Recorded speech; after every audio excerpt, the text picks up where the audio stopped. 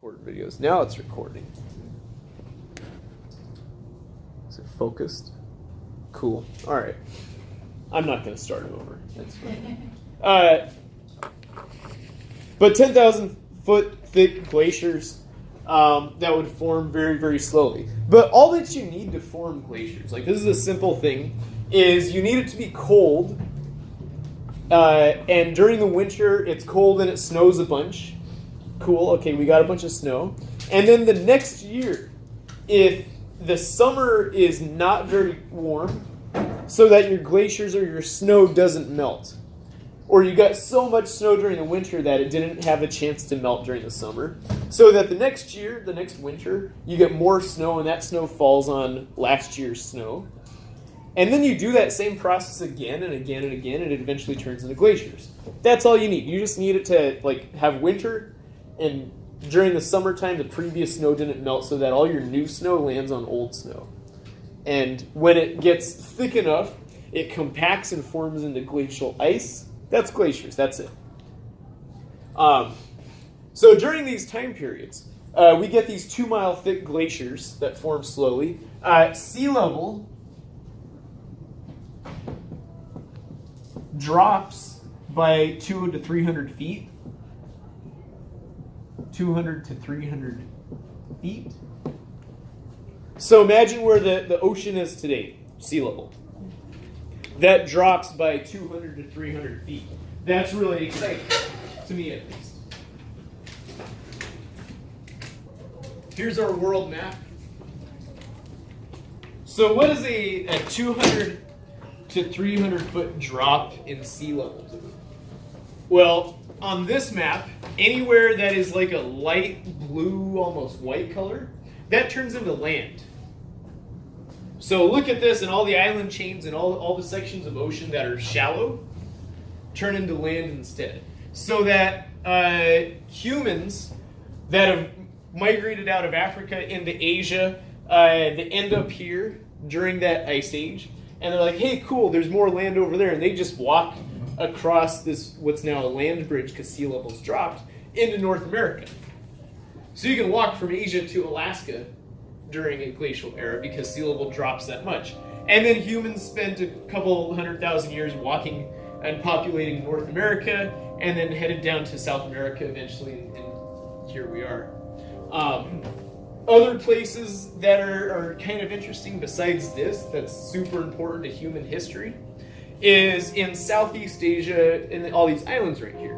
A lot of them have shallow spaces that connect them right now, so that they become, instead of islands during a glacial era, they're more or less a contiguous landmass, so that people could walk from like Thailand, Vietnam, down to Borneo, Indonesia, and then it's a short canoe ride to Australia.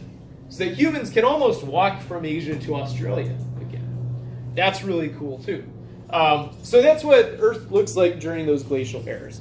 That last about 100,000 years long during the Pleistocene. Questions? Okay, now the other part of the Pleistocene was a series of interglacial eras.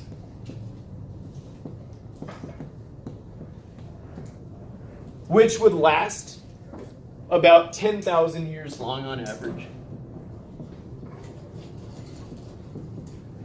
Sometimes longer, sometimes shorter. That's the average, though. 10,000 year long interglacial eras. Now, during those interglacial eras, Earth heats up so that the glaciers melt.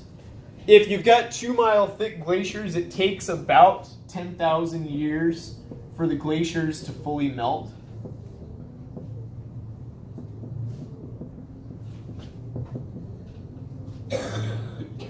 So if you've got the Earth covered in large land masses by lots and lots of ice, it takes about 10,000 years for that ice to completely disappear. What also would happen during then is sea level rises by 200 to 300 feet so that it's closer to what it is today. Now, how do you make glaciers melt? really just the opposite of how you make them grow. To make glaciers grow, it just needs to be cold enough in the summer or have so much snow in the winter that the new snow falls on the old stuff. Cool, we got that. For glaciers to melt, you just have to have not very much snow in the winter, so that there's not really any new snow, or for it to be warmer during the summer, winter, and spring, so that that old snow melts, and now you've got glacial retreat or glacial melt. And so sea level would drop during the glacial eras because you have a whole bunch of ocean water that is actually held on land as ice. And so you actually get like seawater that kind of gets absorbed into the glaciers, which causes it to drop. During the interglacial eras, sea level rises because all this ice that was covering your major land masses in the northern hemisphere melts and ends up in the ocean, and that causes your sea level rise. This is something that humans have witnessed many times. Humans as a species are, like, you could debate exactly how old, but humans are like modern people are like 2 million years old. So humans have seen this stuff a whole bunch of times. We've, as a species, mostly lived through this stuff, mostly experienced this. So like we've seen all these land rise, sea level rises and drops and glacial eras and all that stuff. But there are native Australian, so indigenous people who have lived in Australia for hundreds of thousands of years, actually have not written, but they have oral accounts of these periods of sea level rise. So in the last glacial era, 10,000 years ago, when that ended, there were native Australians living along the coasts, and they actually have stories all around the continent of Australia about the ocean rising up and flooding areas that they used to live in, which is a super cool thing. That's a 10,000-year-old story. And like people have been sitting around the campfire telling the same story for 10,000 years. Of, oh yeah, we used to live up here, and then the sea came in and flooded this area, and we had to move inland, and then the sea kept moving up, and we had to keep moving inland, and now the land looks like it does today. That's a 10,000-year-old campfire story. That's amazing. And that's, not the only way that we know that this happened. There's fossil records, there's geologic records, there's tree ring data that show you all this stuff. But the fact that we also have an oral account of that happening is pretty amazing. But that's the Pleistocene, and kind of the bulk of human existence, which is an interesting thing to think about. Now, what you should also notice here, during the glacial eras and interglacial eras, what is normal in the Pleistocene? Like, if you transport back in time just based on averages, what is it going to be like climate-wise? Yeah, it's going to be a glacier era. It's normal to have these 100,000-year-long glacial eras. The interglacial eras, the times like now, we're in an interglacial era, only last 10,000 years. So most of the time, it's glacial era, and the very small portion of the time, it's interglacial era, like now. Questions? Okay, so that's the Pleistocene. We moved on as a Earth climate section from the Pleistocene into the Holocene. The Holocene epoch. The Holocene began 10,000 years ago.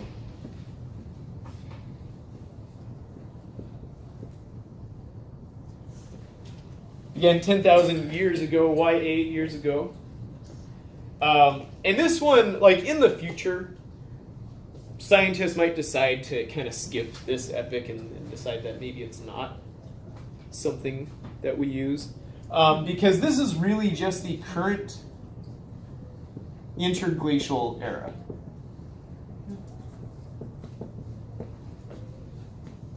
And this current interglacial era has lasted about 13,000 years.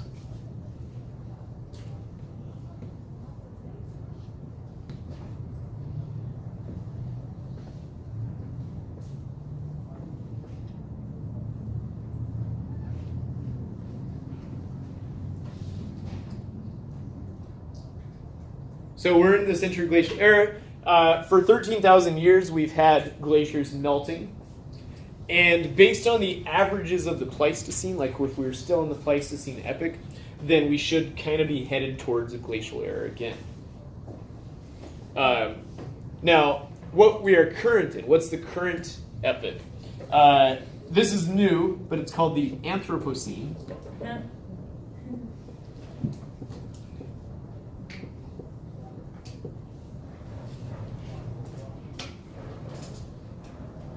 Which really began in like the 1850s.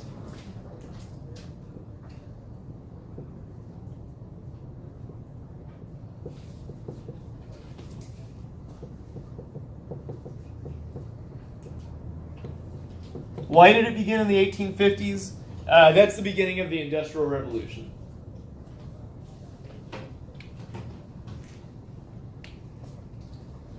So the Anthropocene is really like a brand new, last year, the year before, accepted phase in Earth's history. But anthro, remember, means people. So this is a period in Earth's climate history and epoch that's influenced, the major influence on it is people, Anthropocene. And what we found is that kind of starting then, that people have had a major impact on Earth.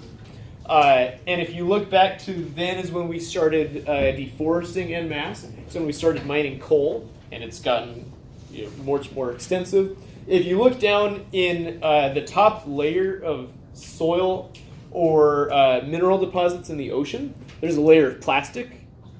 There's a layer of radiated particles from nuclear weapon usage or atomic testing.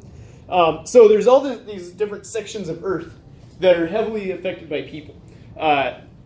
Carbon dating has been an effective way to kind of guess scientifically the age of things that are millions of years old. You can check the amount of carbon that's left in it and see how old it is based on that.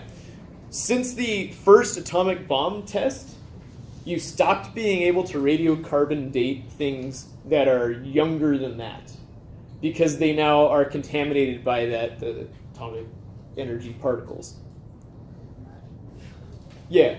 So if you wanted to, like, if future people wanted to radiocarbon date stuff from now to figure out how old it is, and like that's not relevant right now because you could look at it and say, yeah, that's 150 years old. We did it.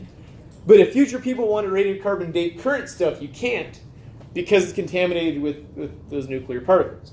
And then probably what you do is just go down and look at the amount of plastic that's in stuff because that's a huge impact of people on Earth. The ocean is kind of covered in a layer of plastics on the bottom. So that's the Anthropocene.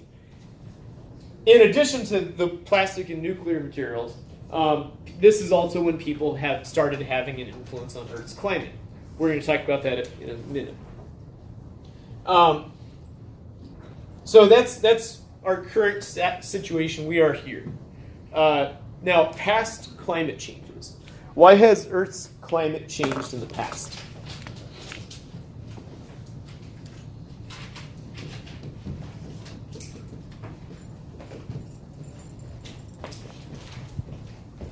So, people who don't believe in climate change, it's kind of a silly thing at this point. Like, there's very few people who are like, oh, that's not a real thing. And they tend to be like presidents of stuff. Our old campus president didn't believe in climate change. I'll get to that a different time. Like, weird thing. He's like, the dude that we just had who just left, yeah. Like, why is it the only people that don't believe in climate change become president of stuff? So past climate change. Let's look at why climate's changed in the past. Why has climate changed in the past?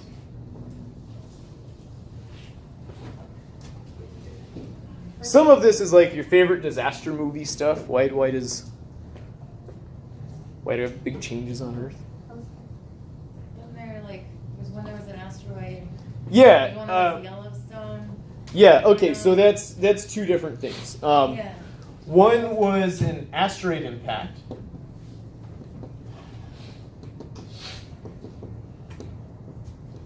that was around 65 million years ago. MYA, million years ago. Around 65 million years ago. So a big space rock crashed into Earth. This has happened multiple times in the history of Earth. This one is a more recent, really significant one. But that asteroid impact kicked up dust and debris and particulates. We've talked about atmospheric particulates already. To an extent that those particulates blocked incoming solar radiation, which we've already talked about too. So much so that Earth's overall temperature decreased because you're actually blocking out sunlight by having an atmosphere filled with dust. And then those particulates blocked out sunlight again so that plants could not photosynthesize. That caused plants to die off and mass extinctions for both plants and animals, because if plants die, animals die too. And then again, temperature decreases because of all those particulates filtering out radiation, so that our temperature drops and we have the growth of glaciers. Questions? Okay, so this is what, like, when you think of dinosaurs, this is what caused that major die-off of dinosaur mass extinction, is particles kicked up by an asteroid impact, particulates, blocking out incoming solar radiation. So Earth cools off and it kills plants. And then you said, also fun thing on this one, so that asteroid impact occurred in the Yucatan here. What happened on the other side of the world, so like that actually was a big enough impact, where on the other side of the world in India, like all over this, it's the opposite side of the Earth from that impact, there's a whole bunch of volcanoes that happened at like that exact same time. And people are pretty sure that the geologists researching it are sure that the volcanoes were caused by that impact on the other side of the world. So that's fun. Volcanoes caused by asteroid impact. You also said Yellowstone. Yeah, Yellowstone. Yeah, okay. So asteroid impact is one. Another one is volcanic eruptions. So when you have a volcanic eruption that's the right size and the right type, then it creates a whole bunch of ash. So to do that, it's got to be a pyroclastic eruption.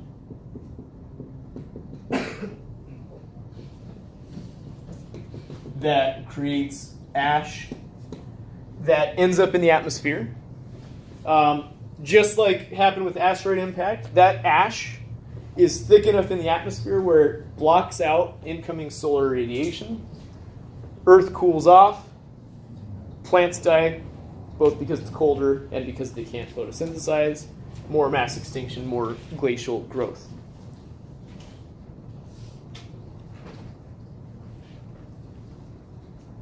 Questions? We'll talk about volcano types later on in chapter 13. And so all you need to know for now, pyroclastic eruption is the big explosive ones that cause lots of ash to build up in the atmosphere. Examples of that in recent history would be like Mount St. Helens, or most of them in Indonesia, that produce a lot of ash. Those are all pyroclastic. What was it, 300 million years ago? Maybe 200, doesn't matter. Long time ago, Yellowstone erupted. That's a super volcano. That would cause global climate change because it's a big enough eruption. The next time that Yellowstone erupts, it'll be really, really bad for everyone on Earth. But Yellowstone's right here. The last time it erupted, they found ash deposits everywhere on Earth. They found ejecta, like rocks that flew out of it, as far as Florida. That's super exciting. Volcano in Wyoming launched rocks to there. Like 2,000 miles. That's great. Bad for us. But like really exciting that volcanoes can do that. And cover the entire Earth in ash. That's something that we don't want. I guess, fortunately, is that the winds blow, as you know, from west to east. So all that ash is going to get blown towards the east out of Yellowstone, and it'll get to us last. So like it'll still suck for us, but we'll be okay the longest. We'll have the most Because time. we're west of it, yeah. We'll be the last ones to be affected by it. All right, what else causes major climate changes? You probably won't get this one. Tectonic movement. Oh, So we'll talk about this in chapter 12, but Earth's surface is made up of a whole bunch of moving plates that kind of drift slowly over time. If you look at, as a quick example, South America and Africa, and you probably knew this already, South America and Africa used to be connected as one major continent. And actually, all of Earth's continents at some point were connected in the past. When those continents separate and move apart and drift, continental drift, then that means that for the land, latitude is changing. Like if you're, here, and you're like this eternal being that's hanging out in South America, then you used to be way over here, so your latitudes change slightly. But then it's also going to create mountains, and mountains are going to erode over time, which is also altitude for temperature. So the movement of continents makes climates change. It also is going to affect the circulation of wind and water on Earth. We know that El Nino, as a process, and we'll talk about that later, El Nino has been happening for about 3.5 million years.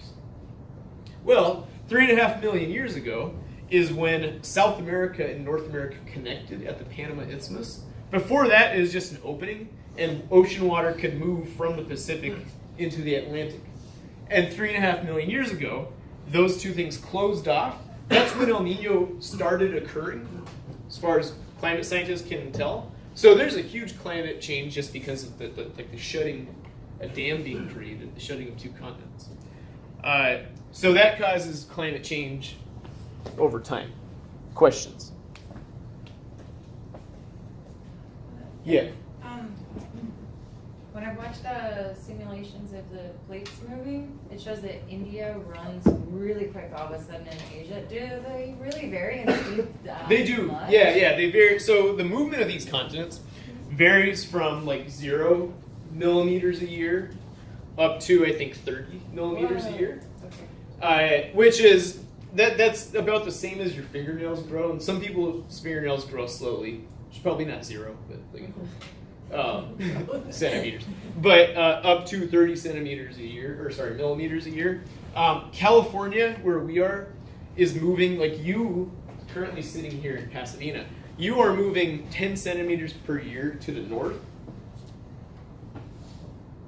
If you feel, yeah, you can feel it almost. Not really. You can't feel it. But yeah, we're moving 10 centimeters a year north. LA used to be down by San Diego, and eventually will be up by San Francisco in like 600 million years. So it's super slow to us, but on Earth scale, on a geologic scale, that's kind of quick. But yeah, India used to be way down here, and in like, might have been like 80 million years, so very quick, moved from here and then jammed into Asia and created the Himalayas. So that's all pretty fast movement. Yeah. Other questions? So what caused this stuff? Like, that's a lot of climate change. Why did that happen? Nobody asked. The explanation for Pleistocene changes is called the Milankovitch Theory. Milankovitch Theory, which again is the explanation for Pleistocene cycles.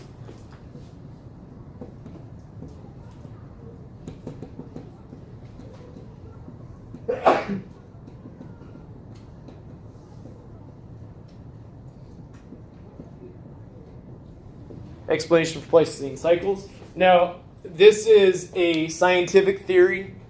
It's not like a layman theory or like the theory about who's going to be the next bachelorette or whatever. That's, yeah, people use theory wrong all the time. when you have an unofficial theory, one that you haven't researched, that's actually a hypothesis. You have a hypothesis about who's going to win The Bachelor or be the Bachelor or whatever.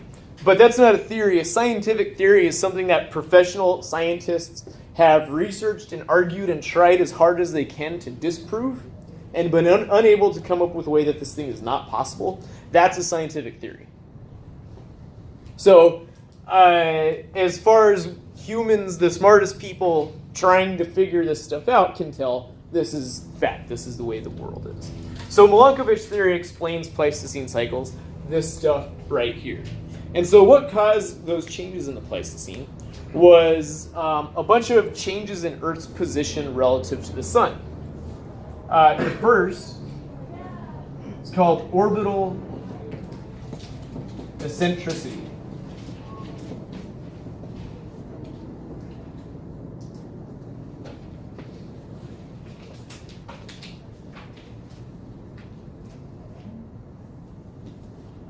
And this is an offset in the elliptical shape of our orbit.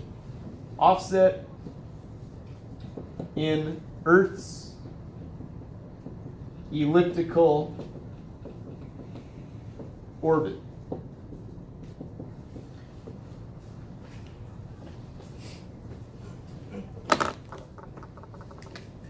So here's the sun, and this is going to be a bad drawing. But there's the sun, and you know that Earth orbits around the sun in something that's not a perfect circle. It's actually ellipse-shaped. That's not a very good ellipse. But orbital eccentricity is a change in that elliptical orbit so that rather than being more symmetrical like it is now, it's a little bit offset.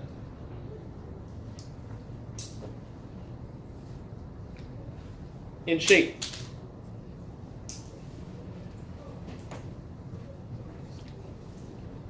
Now what that does in terms of climate is it makes it so that for certain periods of time the Earth is a little bit closer to the sun, and for other periods of time the Earth is a little bit further from the sun.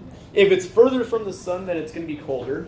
And so the way that this changes makes it so that when Earth's closer to the sun, it's shorter periods of time. It's when this ellipse is more narrow, and that it's closer to the sun when the ellipse is kind of more long, so that we have longer cold periods and shorter warm periods. Now, what I was saying a minute ago, how do you grow glaciers? You just have to have it have there be enough snow, and it be cold enough for that snow to not melt. And that's what orbital eccentricity does. Yeah. Is it constant where it's closer, or does it kind of shift? It kind of moves around. Okay. Yeah. Question? No. Okay. So that's orbital eccentricity. That's going to be the main cause of these Pleistocene cycles, so that when it's a glacial era, this orbit puts us a little bit closer to the sun, further from the sun for longer periods. And when it's interglacial era, we shift so that we're closer for longer periods of time. Other parts of the Milankovitch theory. Next one is called tilt of liquidy.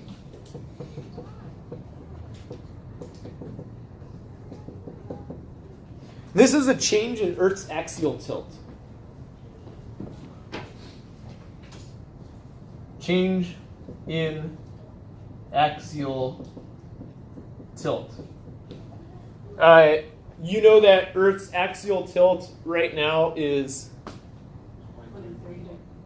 23.5, yeah. Good. 23.5. And so with tilt obliquity, that can change from that to 22.1 degrees up to 24.5 degrees.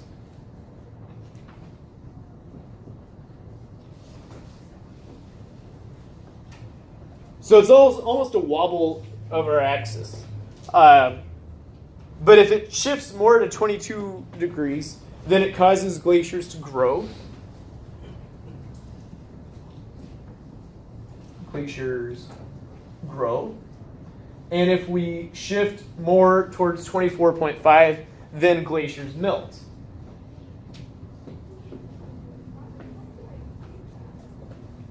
Now that 23.5 that it is currently does move, it shifts slightly, it doesn't move quickly. But there's even recent events that have caused a slight, very small change in our tilt. In 2011, there's the 9.0 or 9.2 earthquake in Japan that actually caused a change in Earth's axial tilt by, probably hundredths of a degree, not very much.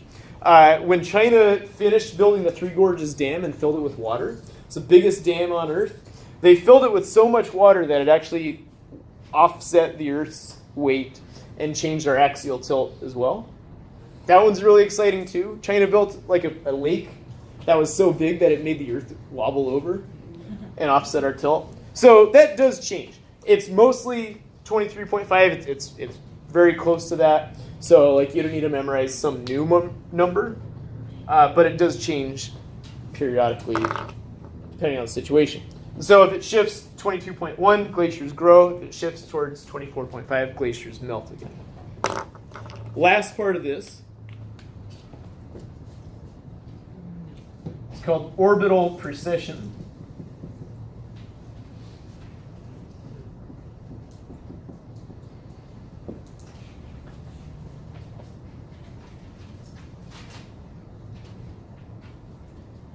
And this one's kind of hard to describe. I'll show you with the globe in a minute. But the way that people write it, it's called a wobble of Earth's axis, which is not very scientific and it's not very specific.